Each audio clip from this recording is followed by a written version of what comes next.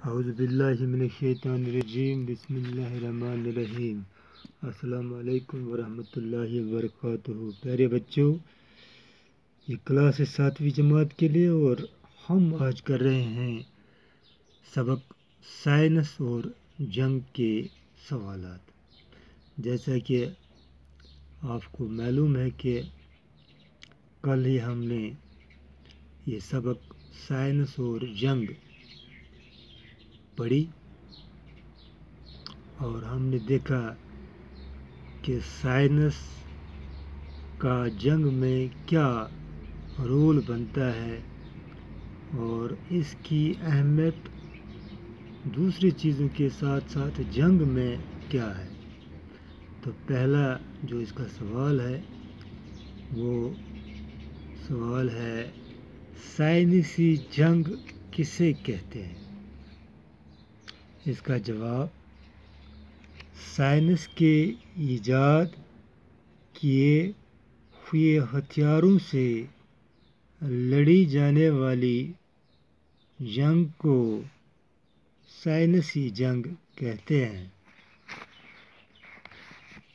Science کے ایجاد کیے ہوئے ہتھیاروں سے لڑی جانے والی جنگ کو سائنسی جنگ کہتے ہیں۔ دوسرا سوال ہے اس دور میں جنگ جیتنے کے لیے کون سے ہتھیار استعمال کیے جا سکتے ہیں؟ جواب اس دور میں جنگ جیتنے کے لیے ایٹم بم، ہائیڈروجن بم اور مختلف قسم کے تباہ کن میزائل، جنگی جہاز اور زہریلی گیسوں کے ذریعے جنگ جیتی جا سکتی ہے۔ سوال نمبر 3، عام ممالک جنگ سے خوف زدہ کیوں ہیں؟ جواب عام ممالک جنگ سے خوف زدہ اس لیے ہیں کیونکہ اس سے عام ممالک تباہ ہو سکتے ہیں اور عوامی جان و مال کو کافی نقصان ہوگا۔ سوال نمبر 4، ایٹمی ہتھیاروں کا سب سے بڑا خطرہ کیا ہے؟ جواب ایٹمی ہتھیاروں کا سب سے بڑا خطرہ یہ ہے کہ دنیا سیکنڈوں میں تباہ ہو سکتی ہے اور انسانی تہذیب و تمدن ہمیشہ کے لیے مٹ جائے گا۔ سوال نمبر 5، قدیم زمانے میں جنگ کس طرح ہوتی تھی؟ جواب پہلے زمانے میں جنگ میں مخالف فوجوں کی جسمانی طاقت اور پھرتی کا مقابلہ ہوتا تھا۔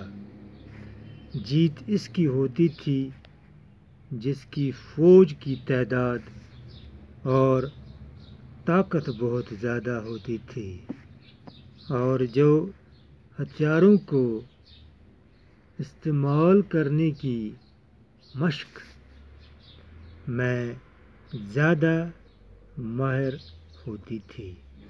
پیارے بچوں، یہ تھے اس سبق کے سوالات جو میں نے آپ کو پڑھائے۔ مجھے امید ہے کہ آپ کو یہ سوالات سمجھ آئے ہوں گے اور اس سبق کے جو دوسرا سوال ہے وہ ہے جو میں آپ کو کرنے جا رہا ہوں۔ سوال نمبر 2، ذیل کے لفظوں کو پڑھیے۔ تہذیب و تمدن दिए हुए दो अल्फाज के दरमियान वाव है, इसको वाव अत्फ कहते हैं। अंग्रेज़ी में इसको कंजक्शन कहते हैं। ये वाव दो लफ्ज़ों को आपस में मिलाता है। दरअसल इसका मतलब और होता है, यानी तहज़ीब और तमद्दुन। इसी अंदाज़ पर आप 5 नए जुमले बनाइए जिनमें वाव का इस्तेमाल हो, जैसे शब व रोज़, ज़मीन व आसमान। तो प्यारे बच्चों, और कुछ अल्फाज हम ऐसे बना सकते हैं, आप गौर फरमाएं।